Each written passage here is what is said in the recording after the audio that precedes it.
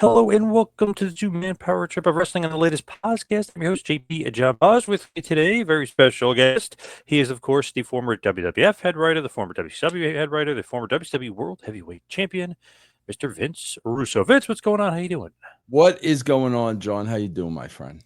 I'm doing good. Today's topic, I don't know, might get you fired up again, like the last time when you got fired up, because we're going to be talking about 4/26/2000. That is WCW Nitro, WCW Thunder, right after the Nitro, where kind of Eric Bischoff and Arquette are kind of teasing a little bit of a rivalry, bit of a feud, and obviously Thunder, we're going to see a culmination where David Arquette is going to win the WCW World Heavyweight title, but we'll get to that later. But So I that's don't on know. that's on this show. Yes, Oh, that's yes. cool. Yeah, all right, good. Because yeah, man, I've never revisited this. So just to throw this out there, this is very, very weird, but very interesting. Years ago, when I used to do conventions, like run conventions and stuff, I actually brought in David Arquette. And he was saying this right before, like they're kind of the filming his documentary and stuff, but this is right before it came out. But I got him a ring to train in, and he was doing like really cool stuff outside of the convention. But it was so awesome hanging out with him. But he was saying like he loved you, he loved WCW, he didn't want to disrespect anybody, he didn't want to disrespect the business. This guy was literally cleaning the ring, like sweeping the ring and stuff. So he is a real sweetheart of a guy. So I don't want anybody out there to think we're going to bury Arquette because he's an awesome guy. He's such a Oh cool no, guy, bro, so that was nice. that was part of the decision. Part of the decision was because of how much he loved the business and how respectful he was of the business of the boys. I mean, that was part of it. I mean, if the guy was a dick, behind the scenes like a typical Hollywood guy, like I don't even think I would have considered it. But part of it was exactly what you're saying, the type of person the dude was. Did you ever see Ready to Rumble? Bro, I hated that movie, man. Yeah, it's not that good. Yeah. Yeah, I walked out of that movie, bro. Like I literally, Wow. yeah, I did. I walked out of two movies in my life. That was one of them. And believe it or not, bro, even with all the excess nudity, I walked out of Bolero with Bo Derek. It was one of Bo Derek's first movies. She was naked from the beginning till the end, but that wasn't even enough to keep my attention, and I walked out that movie. Wow, that's crazy. Bo Derek's one of the all-time greats there. Are you Yeah. crazy? Oh Yeah, my the gosh. movie was so bad, so bad. All right. Fair enough. So this WCW Thunder, Thunder number 109. It was from Syracuse, New York, at the War Memorial Arena. The attendance they're saying was very, very small, basically less than 1,300. I don't know if that's actually accurate enough, but that seems like a really, really small. I know it's a Thunder taping, but it just seems like a very small thing. Obviously aired on TBS, 4/26, 2000, 2.7 ratings. So not a great rating, not terrible, I guess you could say, for a secondary show, but not a great rating for a WCW Thunder. Actually taped on the 25th, aired on the 26th. Okay, so it was a tape show. Do you know what you don't know what Raw did that week, do you? So I didn't see Raw, but I know in 2000 Raw they were killing it. So I mean, we're talking about fours and fives and sixes and stuff like that. Yeah. So Okay.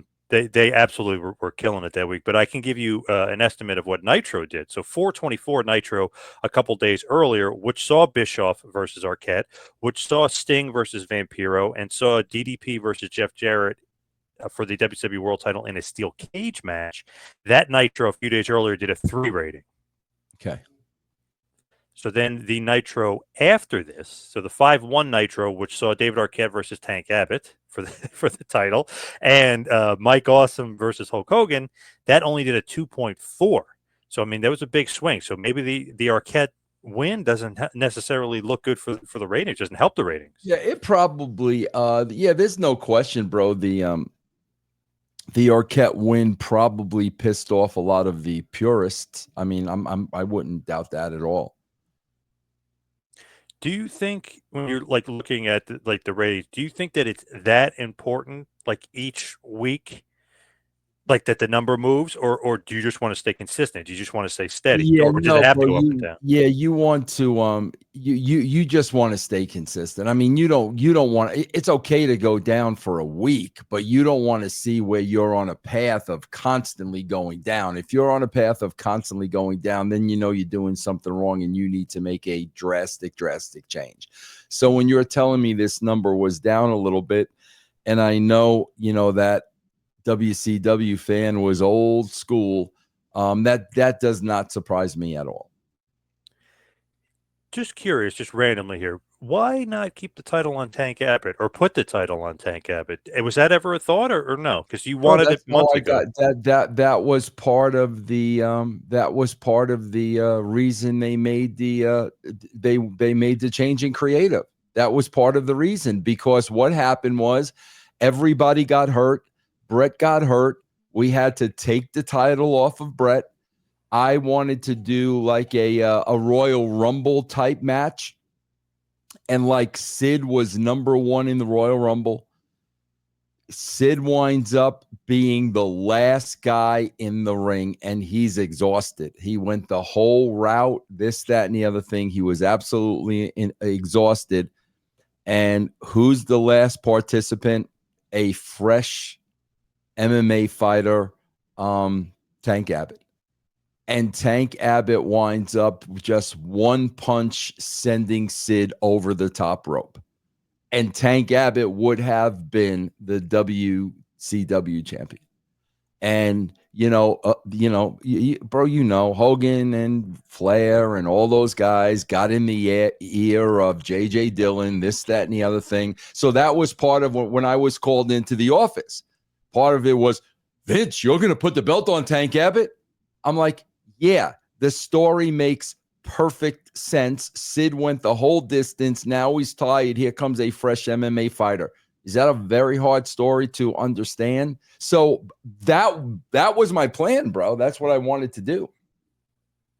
So let's just say Arquette never wins. Would Jarrett just keep feuding with DDP and win the title back like on his own? Like was that going to be somewhat of the plan without Arquette interjected here? Yeah, bro. I don't even know. I mean, I don't even know. Like I said, bro, like 1000% Arquette was a publicity stunt. 1000%. It wasn't my original idea. And I'm not saying that to throw Tony under the bus. I'm saying that to give Tony credit, because I thought it was a good idea. It accomplished what we wanted to accomplish. And even if we took a step back for 1 week, I was confident that would pay off over time. When you look at it, right, did you like the publicity you got? Because it was on, front page or whatever you want to say of the USA Today. I mean, it was Absolutely. getting national attention. Bro, it was on the front page of USA Today. He brought the belt. He brought the belt to the set of 3,000 Miles to Graceland. And we literally got a free vignette with Kurt Russell, Kevin Costner, and Courtney Cox out of it. Absolutely zero money. So those two, when I'm looking for a publicity stunt and those two things are the payoff, I will take that every time, bro. So let's just go behind the scenes with Tony Schiavone before the show here. So how does that even come up? Like, how does that even come about? What is going on here? I know you're promoting Ready to Rumble, but how does that even come about? The production meeting is over. The tag match was booked. The production meeting was over. David Arquette was not going over in that match. I don't remember who was going over, bro. I honestly don't remember who was going over. It was not David Arquette. And then everybody leaves. Everybody piles out. And Tony Schiavone hangs around. And Tony says, hey, Vince, you mind if I pitch something by you? And I said, what, Tony? And he said, just like this. What if David Arquette wins the world title? That's what Tony said, just like that. And, bro, I was so caught off guard by that because I never considered it. It was never on my radar. I don't think I would have ever thought of that. And because of that, I said, Tony, I swear to God, like me of all people, I would have never seen that coming in a, million years, that wasn't even on my radar. I said, that's very, very, very, very interesting. So what I did, bro, was I called all the key people back in the room, including Bischoff. I called them back in the room and I said, guys, here's Tony's pitch. Like, I never considered this, never even thought about it. What do you guys think? And everybody was for doing it. And that's why we did it. What was, I know maybe it might be hard to say or hard to remember, but what was Schiavone, like, what was his like pitch? What did he think? Like, they don't get national attention, or did he think it would be funny? Like, what was his thought No, I process? not thought it would be funny at all. Would be a shocker, would be a monkey wrench, would get mainstream, attention. That was basically what he was thinking, and that was his pitch. And like I said, bro, people love to say, "Oh, Vince is throwing Tony Schiavone." No, I'm not throwing Tony Schiavone under the bus. I'm thanking him for the idea, because I would do the same exact thing today, regardless of the last 25 years. I would do the same exact thing today. So that's how it came. That's exactly how it came about. Did Arquette not want to win? Because that's what he always said. He's like, I didn't really want to win the title. I don't want to be the champion. I mean, he never said that to me.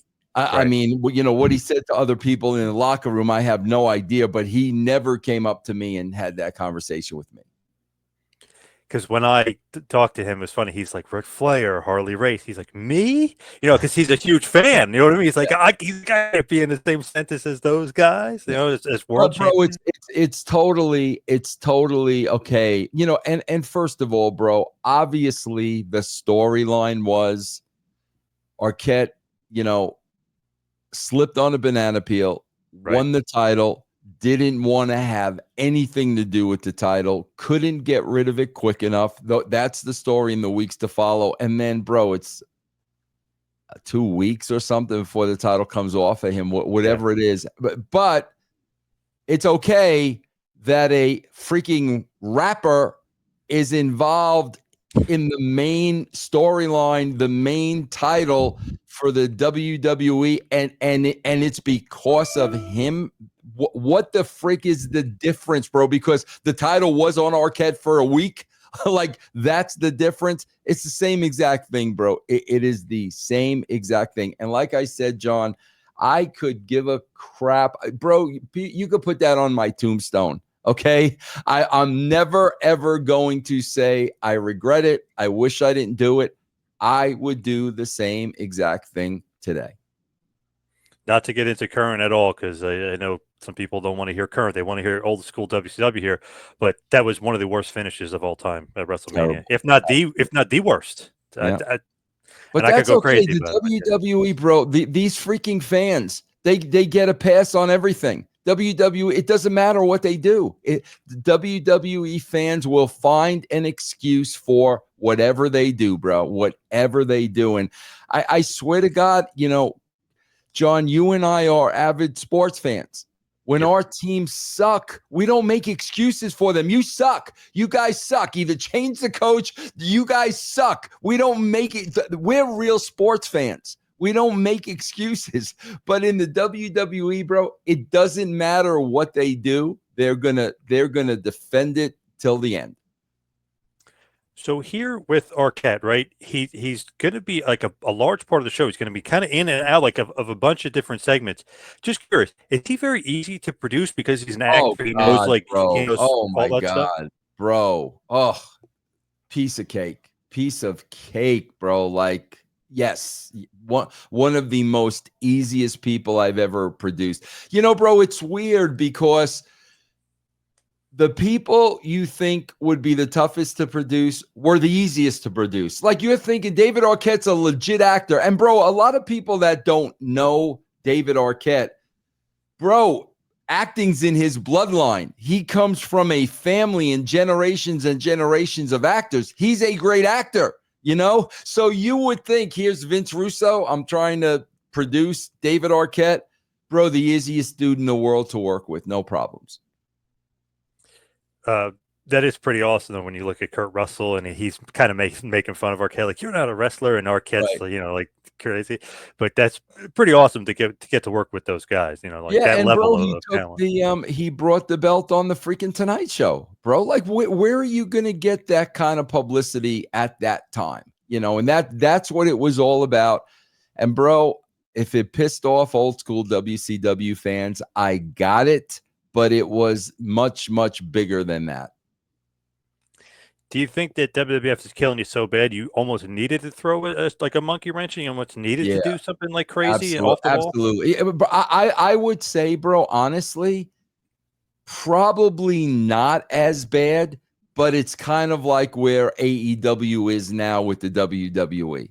Obviously, it's like you got to do something where all of a sudden it's, hey, look over here, look over here, look over here, and you can get some people to look over here.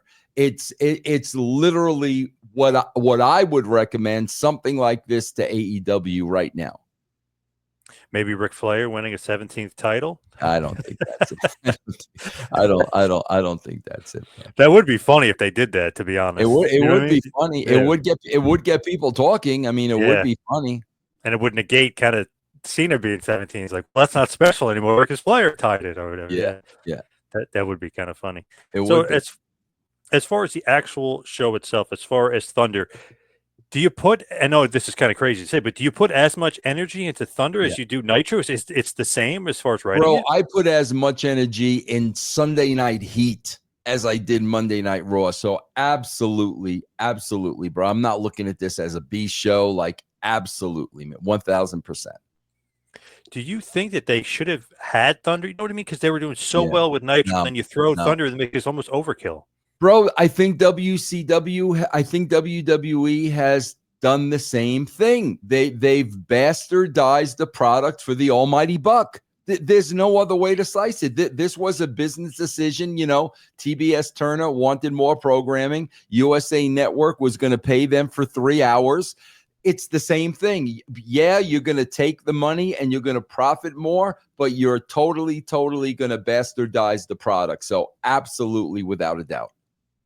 And with Thunder, I don't even think it was that much more money that they were getting, if I remember correctly, from like Turner. I feel like they almost were like forced into doing it because TBS wanted its own show because Yeah, TNT was doing successful with Nitro. I would agree with that, bro. I wasn't there when that decision was made, but bro, the more content you add, the more you're going to water down the product. It's that simple, man. So Thunder has Schiavone, Mike Tenay, and Bobby Heenan on the call. That's kind of maybe my favorite group as far as That's WCW a is good concerned. group. That's a good group. Because obviously Heenan's awesome. Schiavone's great as like I think the play-by-play guy, and Tenay knows everything. He's great as like an additional color guy who kind of throw in some factoids. So there's some stuff on the show that I was like, this is great. I even remember this watching this as a fan because I was very much into. Hopefully WCW can turn this thing around.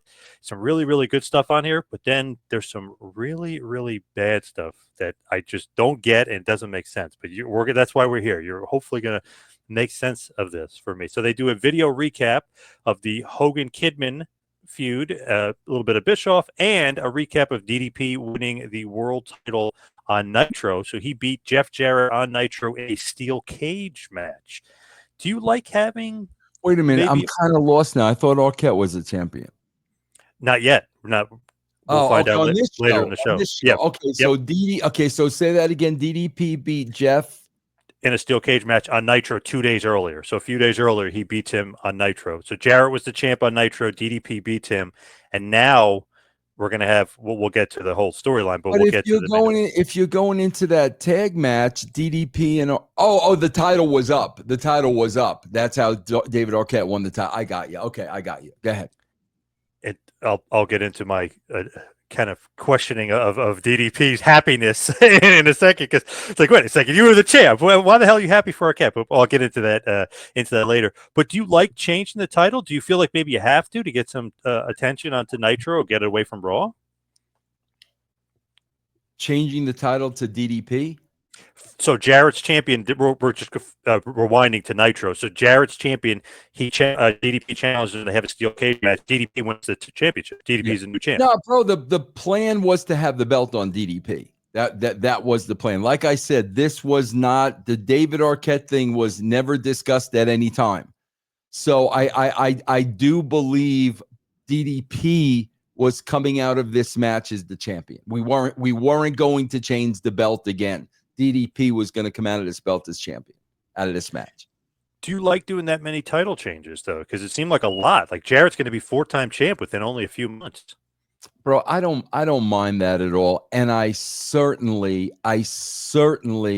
would favor that over Cody Rhodes going an entire year with no opponents. Yes. If somebody said, Vince, would you rather your champion have the belt for a year and have no challenges, or would you rather flip that belt 6 times in a year? I would, without a shadow of a doubt, flip the belt 6 times out of the year. Do you think it dilutes the title at all or no? John, the title's not real. I know, but like the importance of it, because, on the show, it's the most important thing. John, listen, I'm a logical guy. Okay, let's look at the question you asked me. I'm a logical guy. What wrestling used to be about, it's not anymore. But what wrestling used to be about was the suspension of our disbelief for you to believe what you're watching. Right. Bro, legitimately, every time that title is defended, it can change hands. Like, that's a shoot. Like, I'll give you the perfect example, bro. Like, this is exactly what I'm talking about. We know the WWE is booking Cody against Randy Orton because it's in St. Louis. Okay, Randy's Cena Orton. Yeah. We know that. We understand that. But here's what we also know. There's no way in hell John Cena is dropping the title. So we're going to do this whole build going to a pay-per-view where we know the title's not going to switch hands. If this were legit, every time that title was up, it could change hands. It could change hands every week. It could change hands every month.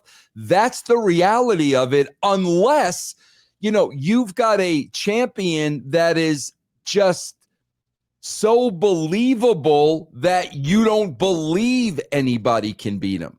But, bro, in wrestling, every time there is a title defense, that title can change hands. I remember earlier, bro, and you'll remember this, John. I don't remember all this. I remember Flair upset Jeff Jarrett for the title. Yep. Because that can happen. And, bro, I remember Jeff didn't like that. Jeff, let me know he didn't like that. But that's the thing, bro. Anytime the title is defended, it can switch hands. That's the whole idea for me. Now, like you said, John, when you got a guy like Bruno, when you got a guy like Hulk, the odds of that happening are less and less and less. When you got a Jeff Jarrett as champion, those odds are going to be a lot greater than when Hulk Hogan was defending the title. Do you think that it could have helped Jeff if he would have held the title for longer? Like, wow, he really looks like a credible champion. Nobody can beat this guy, or something like that. Do you think that would have helped him more? No, because he's not that kind of a champion. He's not that kind of a champion where you're looking at him and saying nobody can beat this guy. Hulk was, right. Bruno really was to some extent. Goldberg was. Jeff was not that kind of a champion. So DDP is going to be champion because he just won it on Nitro. So then they show that. They have the WCW intro video, which I love for Thunder, by the way, this intro video, because it was a little bit of Slayer. I don't know if anybody cares for Slayer, but Here Comes the Pain by Slayer. So it was a cool song. I don't know how the hell that happened or what WCW was doing with Slayer music, but it was cool. He paid a shitload of money for it, man. Yeah. And it was on that CD, too, the WCW CD. They had that song. So good song. But they have Jeff Jarrett and Eric Bischoff in the back beating up David Arquette and bring him into the arena. So they're basically kind of setting up the main event, right? You want to, like you love to do, thread right throughout the whole show, set up the main event right from the start. Yep. Mm-hmm. Yeah, absolutely, bro. Tell a story from the beginning to the end. Yeah. Is that like on all show you have to do that? That's like a must. That's what you should be doing when you're simple, like writing 101. Absolutely, bro. Absolutely. Like, bro, if it's me, like I'm opening up this past Monday's show with Cena, and I'm having Cena say, you know, man, I'm hearing all the talk and all the chatter in the back. There's a lot of people that have a problem with me winning the title. No problem, man. I'm going to give you the opportunity to come out here tonight and take it from me. Okay. Then, bro, I would go throughout the entire show with Cena approaching people in the back who he thinks are talking shit about him. I would have done that throughout the entire show. And then I would have done well, bro, I would have never done the Orton thing because, bro, you have this major heel turn, and John Cena is a heel for the first time in 25 years, and within 24 hours, you're going to take the heat off of him? Think about that, bro. Think about if somebody would have given Hogan an RKO the night after he joined the NWO. That was so totally ridiculous, but that's how I would have threaded that out throughout the entire show. Then he goes out at the end, lays out the belt, and he takers, and then do your Orton thing. But to just have him on the first 10 minutes of the show and then he's gone, I don't understand that. Makes sense. I agree. So Jarrett and Bischoff have a promo. Kimberly comes out. By the way, I got to go back and redo my, who's the best looking woman list here because, man, she was in that era. Well, even till to this day, I've seen pictures of her. So great, but man, she looks so good on this episode. Even this whole era for sure. Maybe because she's doing the heel character too. She looks even better. I like it. So DDP comes out. He cuts a promo. DDP foolishly turns his back on her, and she gives him a low blow. So setting up the main event, but also setting up even further the fact that these two are obviously she's a heel now. She's turned on him, but man, she really doesn't like him. He thinks he could trust her. She gives him the low blow, but definitely great. I got to give her props. She looked great here. So then we have Mean Gene backstage with Ernest the Cat Miller. He's talking about Bam Bam Bigelow. He's talking about Russo, and he's talking about Bischoff. So Ernest the Cat Miller showing a lot of attitude here, like a lot of personality, a lot of comedy too, obviously, because Mean Gene's kind of going back and forth with him as well. Were you a big fan of the Cat? Oh, huge, bro. Yeah, I was a big fan of the Cat before I got there. He was such a great talent, man. What a gift of gab, man. My God, I would book him in a role like that all day long. Interestingly enough, Bischoff, Kimberly, and Jeff Jarrett are again backstage, this time even further bullying around Arquette. So basically, the storyline of this is DDP's trying to almost like rescue him, save him, and they're literally kidnapped him. They kidnapped the poor guy. Yeah. Yeah. Now, I mentioned this last time. You said it's a TV show. You can have guys on it multiple. Do you think it's a possibility that it's almost too much of the same characters on too many times? Is that possible? I never saw too much George on Seinfeld. No. Well, George is the best. He's the man. Yeah. Okay. So then we have. Can you imagine if Larry David and Jerry Seinfeld are literally writing Seinfeld and keeping track of how many times characters appeared on the show? Can you imagine, bro? Come on. That's too much. It's too much David Putty. It's too much Putty. Yeah. Exactly. Yeah. So then we have our first match of the evening. It's a really short one. The Cat, Ernest Miller, defeats Bam Bam Bigelow with the loaded shoe. The ref's distracted. He puts on the loaded shoe, kicks Bam Bam in the head, beats him in basically a little bit over a minute. Stacy Keibler was at ringside taking notes. So she's looking great, but she's just taking notes. What's the thought process here? What is she up to? What is she doing? Or is that what we're supposed to be thinking? What is she? That's what we're supposed to be thinking, because I don't remember, but that's obviously what we're supposed to be thinking. She not that it's a different departure or something different, because she was kind of there a little bit earlier, but it's almost a little bit WWF style where you want a little bit of eye candy, right? I mean, you got Kimberly looking great, you got Keibler. Absolutely, no doubt about it. Yep. Bam Bam gets his heat back, though. He does beat up the Cat afterwards. So at least, he cheated, he lost, but he did get his heat back. Yeah. Very important to do that. Very important, bro. And nobody ever does it anymore, man. Nobody ever does it anymore. It's we beat heels, and there's never ever any protection. So Kidman and Tori Wilson, speaking of eye candy, arrived to the building. DDP also, they show him in the back. He's looking for Arquette. He's asking around. He's opening doors. He wants to know where Arquette is because he fears for his buddy's life there. He's very nervous that something happened to his buddy David Arquette. So that's the continuing storyline. Can he even make it to the main event that's being set up for later on in the night? Mm-hmm. Then we have Chris Kanyon defeating Sean Stasiak. Thanks to Mr. Perfect. Perfect, Kurt Hennig was on commentary as well, and Perfect and Stasiak, who's calling himself Perfect Sean, stole Perfect's theme song, basically, and he's having a feud with him. So he actually teases, cheating and hurting Stasiak, and actually does cause the interference, which causes Kanyon to defeat Stasiak in basically 3 minutes. So another really short match here.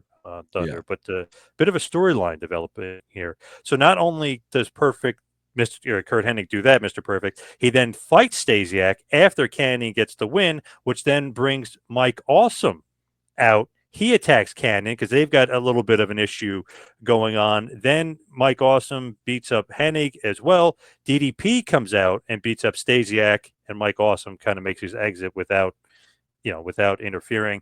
And DDP is not happy, but it's funny that Stasiak gets beat in the match. He kind of gets beat up, almost like a little bit of a whipping boy here, and then DDP beats him up too. Yeah.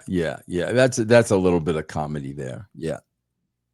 What do you think though of Stasiak at this point? Did you like a lot of potential, or what do you? I think? was always a fan of Stasiak, bro. And bro, I swear to God, I might have even at this point, I might have even been oblivious of him taping conversations in the locker room, and that's why they let him go. I might have been oblivious of that. I might have not even known that. But, bro, again, bloodline, second generation wrestler, looked freaking good, was believable, of a good looking guy. I was always a fan of that dude, bro. I always was. There were so many guys, bro, back then that looked so good like him, and Palumbo and O'Hare. I mean, God, bro, there were so many big freaking guys that looked good, man. I was always a fan of Stasiak. So after DDP beats up Stasiak, he gets a little promo time, accepts the main event, which is him and Arquette versus Jarrett and Bischoff later on in the evening, and it will be for his WCW World title, which obviously Jarrett and Bischoff thinks that will favor them. Right, because obviously it's DDP and an actor against Bischoff, who's beating up Arquette all day, and Jarrett, who's the former world heavyweight champion. Right. Here's something that I liked that I thought was really interesting, and it sucks because it didn't lead anywhere, and we'll get to that in a second. But Ray Rinaldi is in the crowd, the boxing legend, if you will. Yeah. And Mark Mero is in the crowd. So at this point, I'm like, I remember this even back then thinking, I was like, wow, that's so cool, because I thought Mero was still in WWF. He's in the crowd at WCW. This is so cool. WCW is doing stuff. It's unpredictable. You're like, wow, this is crazy. How the hell is this guy in the crowd like this? And they'll do something with Bret Hart later on too, which is great, that I like. But this is cool. I was like, okay, this is interesting. What the hell's going on here with Mero? I'm like, okay, so just food for thought. Just keep that in your mind that Mero is at ringside watching the show with Ray Rinaldi. So I'm like, okay, that's kind of cool, because I thought he was in WWF, right? So that's kind of intriguing. A little bit of a curveball. Yeah. I'm just curious to see where it goes, because I don't remember any of this. But go ahead. One segment though, it'll happen. So Billy Kid and Tori Wilson are out. They're going to cut a promo on Hulk Hogan, how they injured him, they embarrassed him. He's going to issue an open challenge. And the whole time I'm watching this, and we talked about Kid before, nothing against him. Like, if he doesn't have Tori Wilson with him, you would almost be like, who is this guy? This guy, you know what I mean? Like, there's nothing to him. There's no charisma. There's no like, oh, he beat up Hulk Hogan. Okay, he's getting heat because he's a wise ass and he's saying he beat up Hulk. But did he really beat up Hulk? It was really Mike Awesome, who was hell. But he's like, it kind of works. But if Tori's not out there with him, I don't know. I don't see it with him. And I know it's because of the flea market thing, because he mentions the flea market. Oh, I couldn't sell a flea market. I injured you. How about that, Hulk? It's just, he comes up so flat for me. I don't see anything. I'm not gonna disagree with you, John. I'm really not. But again, man, bro, the way I wrote, no matter where I was always trying to get everybody over, because either get them over or get them off the roster. Like seriously, like get him over or get him off the roster. So I am attempting to get Billy Kidman over, but I am not disagreeing with anything you're saying. Then Horace Hogan comes out, because he's kind of Hulk got injured from Mike Awesome and Kidman. So Horace is coming out to save his uncle, legitimate uncle. He's coming out, in honor of Hulk. So they start a match. He issued an open challenge. Horace Hogan's going to answer it. Actually, wasn't that bad of a match at all. So Kidman can, he can work a bit. He's like you always say, good little hand. Yeah. Billy Kidman with Tori Wilson defeats Horace Hogan in about 5 minutes and 30 seconds. Thanks to Eric Bischoff cheating and thanks to Tori Wilson cheating, Billy Kidman gets the win, but he needed help to beat Horace Hogan. Shockingly, the crowd was really into it, though. They really enjoyed the match. That's good. That's interesting. Yeah. No, bro, when we booked, bro, I just got to tell you, I don't know if he would ever admit this, but bro, between WCW and TNA, Eric getting in Hulk's boys was to a fault. Not for anything, man, but at some point, you got to say really, Hulk, you know what I mean? But when Hulk wanted somebody in, Eric made it happen no matter what. But I will also say this, which is what you said. When I was working with Horace Hogan, he was working his ass off. He was working. It's not like, he's taking a handout from Hulk. He was working his ass off. So I 1000% respected that. Yeah, kind of like a good. I know it's only 5-6 minute match, but actually pretty good. The crowd's into it. You can't kind of ask for more if the crowd is into it. I mean, they're into it. So here we go with Mero. Tank Abbott comes out, cuts a promo, turns, looks at Mero, calls out Rinaldi. Mero jumps over the guardrail. A fight breaks out. Security has to step in and break it up. But like Rinaldi's getting involved, Mero's getting involved, and Tank was kind of calling him out. So it seemed like it was going to lead to something because it was so interesting. It was like, wow, like to me, unpredictable. Like that was cool. Like what the hell, Tank Abbott? Basically, like what the hell are you doing here? You think you're a tough guy? You fake tough guy. Golden Gloves, my ass. You know what I mean? And they started a fight, but security broke it up, and it seemed like it was going to lead to something with Mero. What happened with Mero here? I would guess, bro. I would guess if it were me. And again, John, I tell you all the time, I never got involved with contracts and all. I never got involved in any of that. Keep in mind, when Eric was running WCW, Mark Mero jumped to WWE. Okay. So I'm assuming that I wanted to bring Mark Mero in, and then when it got to money, Eric did not give Mark what he wanted based on Mark jumping to the WWE, when Eric was running Nitro. I would assume that 100% had to do with everything. Money, and Eric, whatever went to Siegel. I never got involved in that stuff and would not give Mark the money he wanted. I guarantee you that's what happened. They even play the Johnny B. Bad theme song as the security's breaking up and ending the segment. Yeah. Now, I was asking Mero about this. I know he came out with this. He was saying, and he never mentioned money, which is interesting, but it definitely could be. Maybe he's kind of covering a little bit. But he's saying he wasn't happy with himself physically. So well, maybe it was a combination of the two. Then maybe it was a combination because freaking Mark ain't gonna lie. So right. Maybe it was maybe that was an excuse to turn the money down. You know what I'm saying, bro? So yeah, I've never heard that before, but I can totally see and understand that.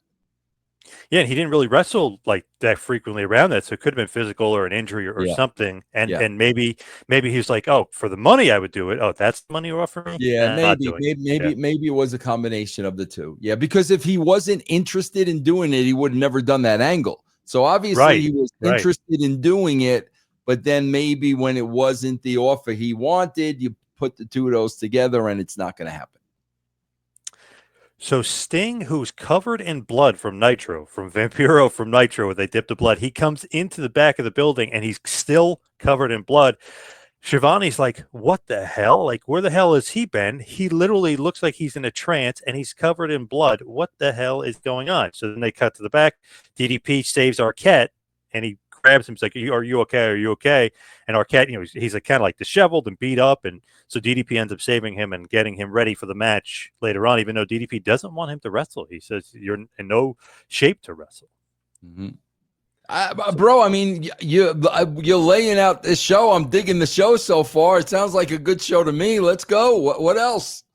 Sting is covered in blood. He beats the Wall in basically a minute and 30 seconds. So another really, really short match, but it's a tables match. So that's kind of the way you kind of save the Wall there. Sting puts him through the table, and that's how Sting gets the win. But what's up with Sting? What is this gimmick? He's like in his trance. He's covered in blood. What's going on? He's just like in shock? Well, because he got covered by the blood from Vampiro, from Nitro from 2 days earlier. Yeah. So bro. It's just bro, think about this as a shoot. The idea is you're covered in real blood. Right. Somebody covers you in real blood. You could very well have a traumatic experience. And of course, bro, it's just for the visual of Sting being covered in blood. So yeah, I mean, that's why. Funny, it actually leads to him like slipping a little bit in the match with the Wall. Nothing bad. He covers it up and finishes the match quite easily. But it's just funny. It's like, man, it's a little slippery, probably with all that whatever blood going on. But Schiavone keeps like he's like in a trance or something. Like he's just still pissed off. Vampiro comes out and tries to beat up Sting. Sting kind of like doing a little bit of Undertaker where it's like no effect. He beats up Vampiro and the Wall kind of, they skedaddle. So Sting ends up cleaning house. Good. But that's a good spot for Sting. I like that. So do you like that he's kind of, I don't know, it's almost like the blood is almost like reinvigorated him and made him like pissed. Like he's pissed. Yeah, bro, we did that with, because I was just watching it. We did that with Al Snow on Raw with the Brood. The Brood gave him a bloodbath, and he came back like 3 weeks in a row, still covered in the blood. So very similar to that. Yeah. So Vince Russo, Buff Bagwell, and Shane Douglas are shown walking to the ring, and then you see Sting walking out of the building. Doesn't change. He's still covered in blood. He walks out of the building. So he walked in the building, beat the Wall in a tables match, beat up Vampiro, and he walked right out. See, bro, that's such a man. That's such an attention for detail that you will never ever see again, bro. You'll never ever see. They will never take the time to do something like that again. What, were they show the guy leaving the building? Yeah. I mean, that's important. That's important. He's changed. He's obviously changed, and that's the story you're trying to tell. So he walks in covered in blood. He kills somebody. He leaves covered in blood. I mean, that's a very important nuance. Bro, I'm waiting for the part where we hate. Where's the part I'm hating, bro? You open up the show where we're hating things. What are we hating? Go ahead, man. I'm waiting for you. Oh, we'll get to there. We'll get to the main event. All right. There actually is some stuff I actually do like here, and I do like this with Sting too because he almost needed a little bit of a jolt because he had not been booked terribly great before this, so he needed a little bit of a jolt. So then we have Vince Russo, Buff, and Shane in the ring cutting a promo. It's very segmented. Shane is very much shooting for real on Flair and even telling you that he goes, this is going to be a shoot, which he loves to do. Buff is ripping on Luger, which in told too, he's doing a little bit of a shoot ripping on Luger too, like a couple little jabs there that are funny. So Flair and Luger and Miss Elizabeth come out on the entranceway. Flair cuts an impassioned promo. Luger cuts a pretty funny promo on Buff, like kind of like saying like you're my lackey, or you were my lackey. I used to make you put the weights on, at the gym, and like kind of funny stuff. But it's probably a little bit of a shoot. Yeah. And saying like you like to hang out with me and like Sting, so you can get more, politics wise and get more famous and try to buddy up to us in the locker room. Like kind of some funny stuff going back and forth. So I don't know. I kind of like this back and forth just because it seemed like. I don't know, a little bit of reality mixed in. Like You know, Shane bro, really hates Flair. sounding to me like you love this show, bro. I'm waiting for the bomb. Where's the bomb? It's sounding to me like John I loves do. this show. Give me the bomb, bro. Keep Oh, going. Where's the oh, it's bomb? coming. It's coming. This I didn't particularly. I thought this was weird. So then, of course, those four guys start to brawl. You steal and kidnap Miss Elizabeth to end the segment. While those Oh, guys are bro, brawling, she why? she dislocated my jaw, man. What? That I'll never forget. She slapped me, right? Right? Yeah. Dislocated my jaw, bro. That's how hard she slapped me. Seriously. Well, I can't Yes. see that from her.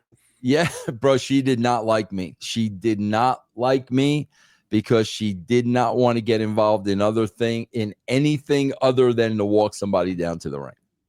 So she let me know it. She literally slapped the shit out of me, bro. What are you doing kidnapping her? Well, it's the New Blood Millionaires Club.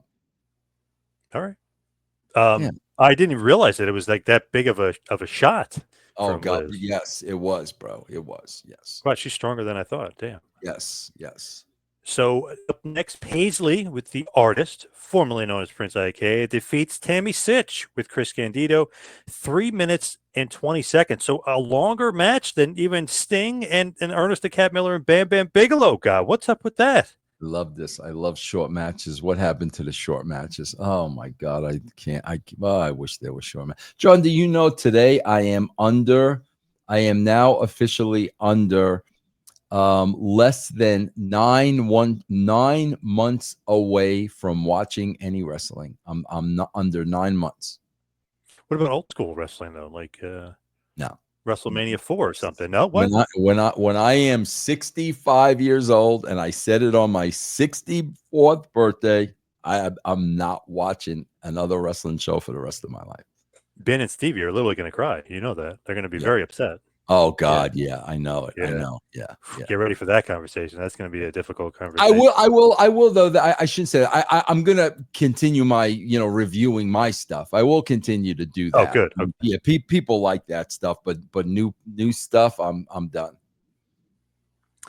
So interestingly enough here, after Tammy gets the loss, Candido and Tammy get their heat back and they beat up Paisley and the Artist after the match. So there you go again. Tammy loses, but after the match, gets her heat back, I guess you could say, and beats up.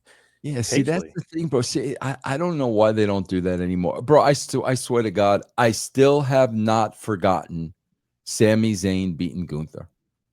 How do you not give Gunther his heat back after losing to freaking Sami Zayn? And I still remember that to this day. I can never take Gunther seriously because they put Sami Zayn over him clean.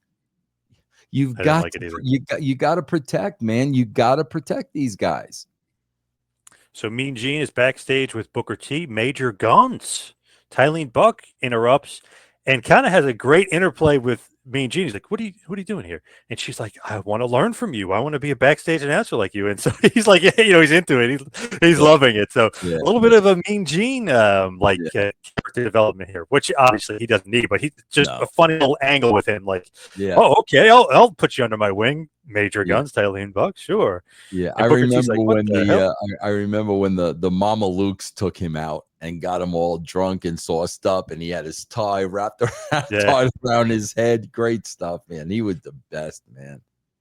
Then Scotty Steiner is backstage, and he doesn't seem happy about something. We're going to find that out in just a minute here. So then we have Mike Awesome defeats Booker T, a little bit over 5 minutes. And basically, thanks to Scott Steiner, who's basically, he was feuding, if you remember from the last, he was kind of feuding with Booker T at this point. So Steiner, they show him backstage. He's pissed off, obviously, because he saw Booker T was there and he sees that he's fighting Mike Awesome. So he comes out and he helps Mike Awesome win the match, basically about 5 minutes and 10 seconds or so. But that's not the end of it there. Hugh Morris, Lash LaRue, Chavo Guerrero, and Van Hammer make the save for Booker T. Now, they're not necessarily called the Misfits yet, but Bischoff on Nitro basically was like, I should fire all you Misfits. So it's like a little bit of a tease there, but Booker T was kind of surprised, and they cleared the ring. Steiner and Mike Awesome were like, screw this, 5-on-2, we're out of here. So they skedaddle after the win, but Booker T gets saved by the future Misfits in action here. Yeah, okay. So again, trying to find something for everybody, man. I'll never I'll never regret that. Just trying to find somebody. If you're on the roster, bro, I'm trying to get you involved.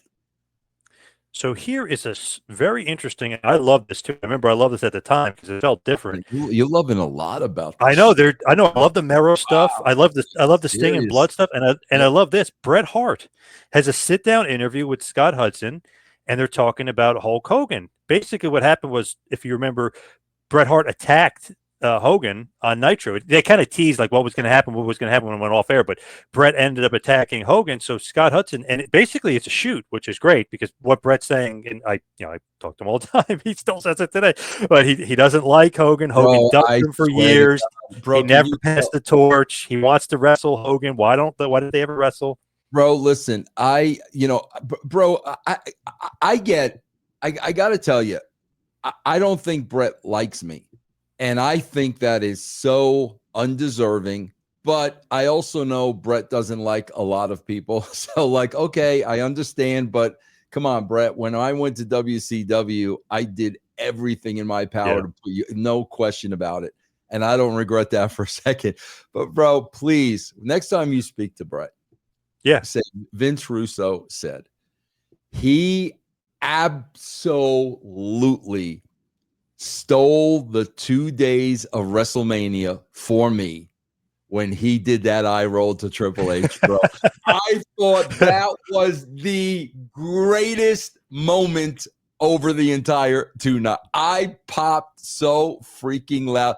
And, bro, for freaking Triple H to upstage Bret and Austin like that, bro, when you're one of the boys, you don't do that, bro. You don't do that. And Bret's eye roll was the absolute best, man. So he wants the Hogan match, but obviously health reasons and the post-concussion, that's not going to happen. But a lot of teasing here and a good shoot. So they're literally in Bret's house. It's Hudson sitting down in his house. It's really cool, different, unique. Yeah. I liked it. It didn't lead to anything. I was hoping it would, years ago as a fan. Obviously, everybody wanted Bret Hogan, but just never happened for health reasons. But very cool setup. I like that idea to do that. Yeah. Cool. Basically like a sit-down shoot interview. Hudson asking him it's like, you never liked him. Go back to WrestleMania 99. You never like he's really Hudson's really a good interview too. Yes, I'd like to see that. I like to go back and watch that. Yeah. So here we go. The part that I perhaps didn't like. Maybe didn't really like the Billy Kidman stuff either, let's be honest. But David Arquette and DDP. This is going to be for DDP's World Heavyweight Championship. So David Arquette and DDP beat Eric Bischoff and Jeff Jarrett. So Arquette pinned Bischoff while Jarrett was pinning DDP. Kimberly was the ref. She gets distracted. So that's a big part of this too. She gets distracted. So not only did Jarrett and Bischoff think they had a one-up because Arquette is basically you're fighting 1.5 men. We're fighting 1.5 guys here, quote unquote. Kimberly was there too, so it's like 3-on-2. So I mean, you really had the advantage. But then Mickey J comes out because Kimberly gets distracted and kind of knocked off her perch there a little bit.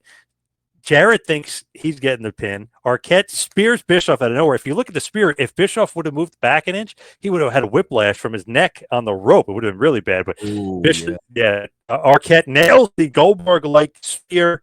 And he gets the pin, and Mickey J turns more towards Arquette. 1, 2, 3. Wait a minute. So both guys are covered? Jarrett's got Page covered? Bro, that makes the finish 1,000,000 times better, and I forgot completely about that. Are you freaking kidding me, bro? Bro, I covered my ass every which way from Sunday in this finish. That makes the finish even freaking better. And I forgot that it was even laid out that way. Now, see, I'm an old school purist. I'm an old school fan. I love Arquette. And even as a person, I think he's the coolest guy. I interviewed him a few times. Literally did training in a ring with him, which was like surreal. It was so cool. And he was so awesome at the autograph sign. I mean, he's just like the nicest guy in the world. I love the guy. But I do not like him as world champion. I'm an old school guy. I think that's not disrespectful, but it's almost like, damn it, like, why? And I understand the reason why, because you're looking for publicity. But for me, as an old school fan, I don't like him as champion. Bro, I understand that completely. I understand it completely. But again, John, we needed something. It was clearly a publicity stunt. And again, I think what's very important is what happened immediately after that. So, in the heat of the moment, he's spearing Bischoff. the referee's counting 1, 2, 3, and then it's like, wait a minute, what just happened? What does this mean? And that's the way we played it off on the next TV. Like, there ain't no way I'm freaking defending that. Like, that was not supposed to happen. So as an old school fan, I totally understand how you feel and what you think. But again, bro, why we did it, how we did it, the aftermath, I thought was good television. As a TV guy, I'm not an old school wrestling guy. I'm a TV guy. So I totally get it. I totally understand the way you feel. Was that the end of the show? I'll get to that in a second. Technically Okay. not. It's almost the end. It's Okay. basically a minute in the show will end. But Schiavone really puts it over time. Is that because it was his idea? Like It's on commentary, David Arquette wins the world title. His idea. It's Schiavone's idea. Of course he's putting it over. Because I just like listening to it. I'm like, because I knew it was his idea, and I was like thinking about it. I was like, I got to listen to his reaction to it. Not that he doesn't have good reaction to other people, but he really put it over. Like, Yeah, that's why he put it over. yeah. Okay. I was always curious about that. Okay. Yeah. I was trying to listen to it. So that's not the end. DDP is happy that Arquette wins the title, and they celebrate in the crowd together as Schiavone is going nuts. So we have a new champion. Why the hell would DDP be happy? He just lost the title technically. I know it's to his friend, but come on, like, you're not the world champion anymore. Yeah, but that's also such an embarrassment to Eric Bischoff and egg on the face of Eric Bischoff. I mean, so if you look at it that way, like that, he's got a history with Bischoff with everything going on. They beat him up at the beginning of the show. That is like the ultimate embarrassment to Eric Bischoff. So like I think that could be your knee-jerk reaction, like, holy shit, but after a while, Paige may be thinking like you're thinking, but knee-jerk reaction, I think he's absolutely stunned. He embarrassed Eric Bischoff. I can definitely see Paige reacting that way. And bro, like, I didn't tell Paige how to react. So like, that was a natural reaction in the moment for DDP. If that was me, I had my hand on my hips and just like shaking my head and like, God damn it, like, I'm not the champion anymore. This guy, this actor won the title. Like, I'd be, annoyed if I was DDP. Well, you got to put it over, bro. And it's funny because I was talking to Larry Legend about it, and he's like, "Wait, Jarrett wasn't champ?" It's like, "No, DDP is champ," and he loses. He goes, "I thought Jarrett was champ." Yeah. DDP was supposed to win. I mean, without a shadow of a doubt, the title was supposed to stay on DDP until Schiavone pitched that. And obviously, Slamboree is where Jarrett wins the title back, and Arquette ends up turning on DDP at this point and becomes a real Hollywood, celebrity. Which was entertaining, I thought. Yeah.